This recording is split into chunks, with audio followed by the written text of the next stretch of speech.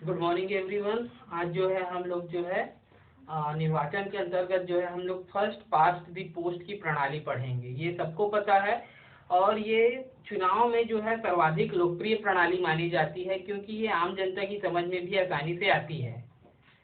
जिन क्षेत्रों में एक सदस्यीय निर्वाचन क्षेत्र होते हैं, एक सदस्यीय निर्वाचन क्षेत्र से तात्पर्य कि जिन क्षेत्रों में केवल एक ही प्रत्याशी निर्वाचित किया जाता है या चुना जाता है, उन क्षेत्रों में जो है फर्स्ट पास्ट द पोस्ट की प्रणाली अपनाई जाती है।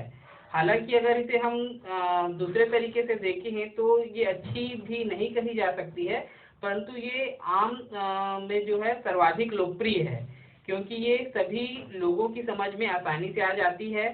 ठीक है, तो फर्स्ट पास्ट द पोस्ट की प्रणाली क्या है?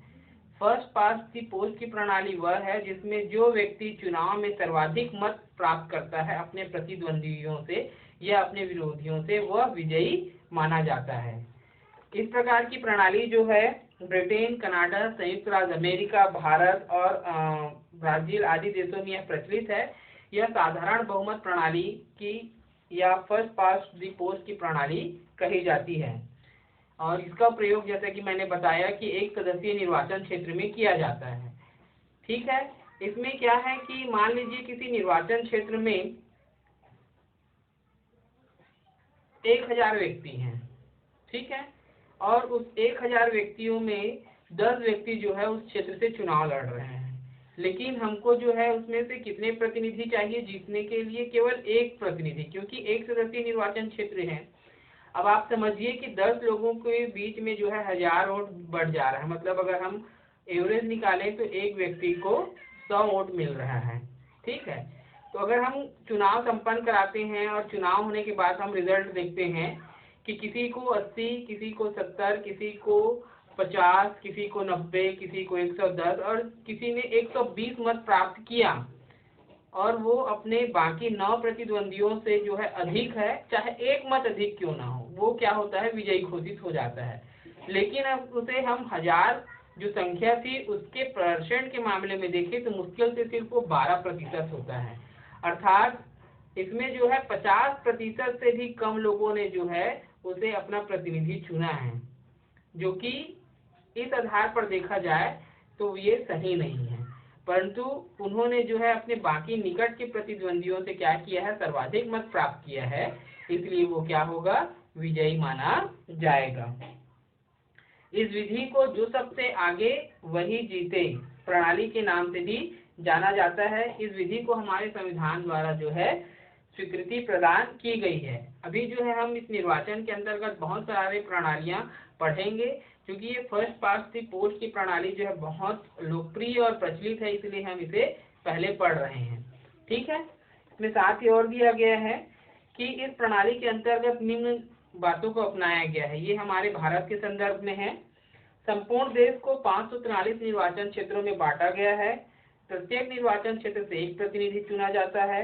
प्रत्येक निर्वाचन क्षेत्र में जिस प्रत्याशी को सर्वाधिक मत प्राप्त होते हैं उसे निर्वाचित घोषित कर दिया जाता है, भले ही उसे कुल बहुमत मिले या ना मिले।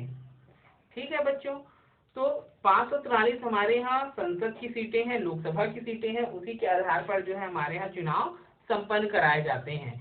और हमारे यहाँ चूंकि बहुसदस्यीय निर्वाचन प्रणाली नहीं अपनाई गई है, अर्थात हमारे यहाँ एक क्षेत्र से एक से अधिक प्रतिनिधि नहीं चुने जाते हैं, प्रत्येक क्षेत्र से केवल एक ही प्रतिनिधि निर्वाचित करने की व्यवस्था की गई है। इसलिए संपूर्ण भारत को चुनाव के दौरान जो है एक सदस्यीय निर्वाचन क्षेत्र में बांट दिया जाता है। अब इसमें बात आती है कि एक सदस्यीय मतलब केवल एक व्यक्ति चुना जाता है, पर ऐसा नहीं है। चुना एक ही जाता है, पर प्रत्याशी कई हो सकते हैं। आप अपने आसपास के चुनाव में भी देखते होंगे, नगर पंचायत या ग्राम पंचायतों में यदि सरपंच का चुनाव होता है या नगर पंचायत अध्यक्ष का चुनाव होता है या मेयर का चुनाव होता है, क्योंकि मेयर एक ही बनता है, गांव का सरपंच एक ही बनता है, लेकिन उसके दावेदार बहुत सारे हो सकते हैं, है ना। कहीं पे 10, कहीं पे 12, कहीं पे 15 लोग भी इस चुनाव में खड़े होते हैं, परंतु जो अपने सभी प्रतिद्वंदियों में से सर्वाधिक मत प्राप्त करता है वही जो है इस निर्वाचन में विजयी माना जाता है। तो हमारा क्षेत्र जो है एक सदस्यीय होता है, अर्थात केवल एक व्यक्ति ही निर्वाचित होता है, परंतु जो है बहु प्रत्याशी जो है इसमें चुनाव लड़ सकते हैं। ऐसा नहीं है कि एक सदस्य है तो केवल एक सदस्य ही जो है इस चुनाव में भाग ले सकता है। इसमें जो है एक से अधिक प्रत्याशी भी भाग ले सकते हैं। ऐसी व्यवस्थाएं हमारे निर्वाचन आयोग के द्वारा की गई है। भारत में सर्वाधिक जीत की प्रणाली को क्यों अपनाया गया है? तो यह प्रणाली सबसे पहली बात, जैसे कि मैंने पहले ही बताया था कि आम लोगों को भी समझ में आता है कि जिसने सर्वाधिक मत प्राप्त किया वो जीत गया है। यह प्रणाली सरल व सुगम है, इसे मतदाता आसानी से समझ सकते हैं। दूसरा, इस प्रणाली में मतदाता तथा प्रतिनिधियों का सीधा संबंध होता है, क्योंकि जनता और प्रतिनिधि जो है इसमें आपस में जुड़े हुए होते हैं। जनता अपने प्रतिनिधियों को आसानी से पहचानती है और समझती है, जानती है। इस प्रणाली से संसद में किसी एक पार्टी द्वारा बहुमत प्राप्त करने से देश में स्थिर सरकार का गठन होता है। ठीक है ना? क्या होता है कि स्थायी सरकार का गठन होने से कोई भी देश या क्षेत्र जो है विकास कर पाता है। सरकार अस्थायी बनने पर जो है हमेशा एक डर बना रहता है और विकास के मार्ग में जो है हमेशा बाधाएं उत्पन्न होती रहती है। इस प्रणाली के दोष क्या हैं? इस प्रणाली के दोष, जैसे कि मैंने पहले ही बताया था कि इसमें जो व्यक्ति 50% से भी कम मत प्राप्त करता है कुल मतदाताओं के, लेकिन वो अपने प्रतिनिधियों से सर्वाधिक मत प्राप्त करता है, वो विजयी घोषित हो जाता है। अगर इसे नैतिकता के आधार पर हम देखें तो वह प्रत्याशी जिसने विजयी हासिल की है वह भी योग्य नहीं है।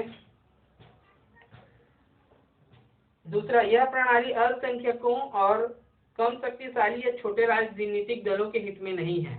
आप देखेंगे कि भारत में जब चुनाव होता है तो बाहुबल का प्रयोग, धन बल और बाहुबल का प्रयोग सर्वाधिक होता है, कि चुनाव में जो है धन और बल बहुत मात्रा में लगती है, जिसकी वजह से जो है छोटे राजनीतिक दल या जो आर्थिक रूप से मजबूत नहीं है वैसे लोगों के लिए चुनाव लड़ पाना संभव नहीं होता है।